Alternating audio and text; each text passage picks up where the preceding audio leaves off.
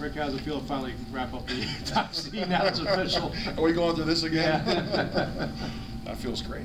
Honestly, I guess it's a little more fitting. It's on senior night, and it's just great to see those seniors. We don't have to share.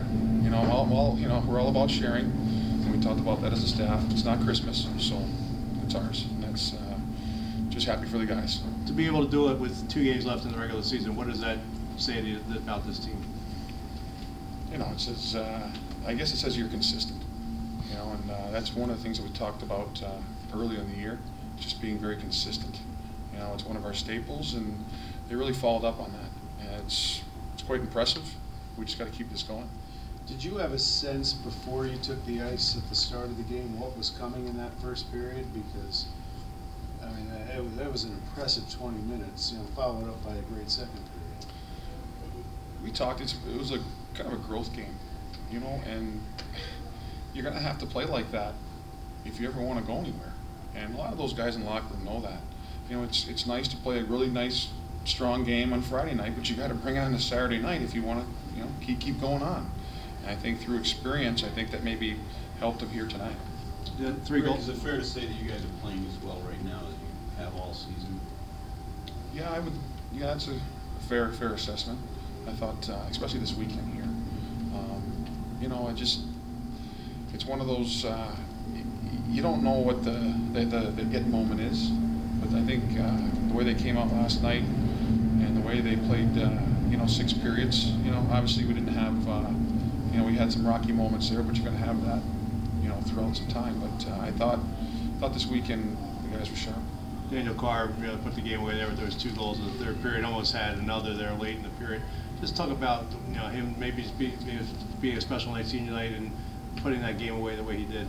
Yeah, well, he's obviously a special player, and he's I think anytime he's kept off the scoreboard as far as goal scoring, he's going to come back with a vengeance, and he always has.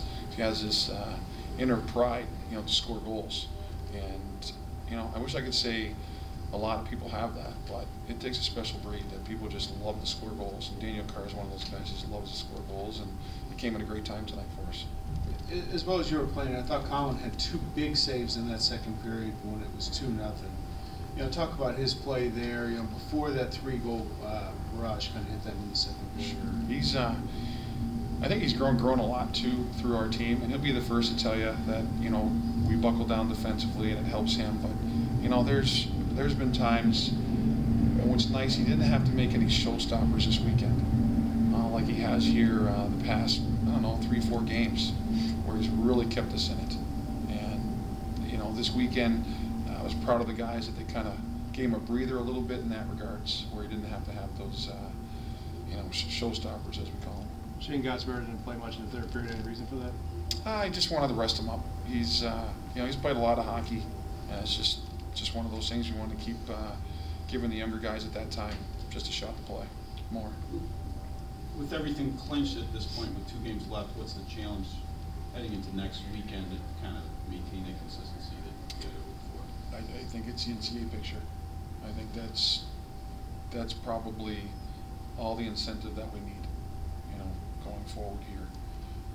We'll evaluate our guys in practice here on Monday, see where everyone is health-wise, and we'll have to come up with a lineup here on Friday. So it's, but I think the big picture is we can't let up, and I think the NCAA picture basically is, our motivation.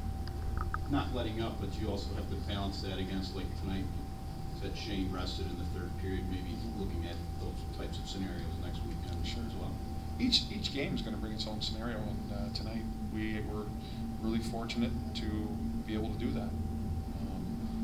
Next week, who knows what's going to happen? I've always said this: a crystal ball is broken upstairs in my office, so I don't really know. And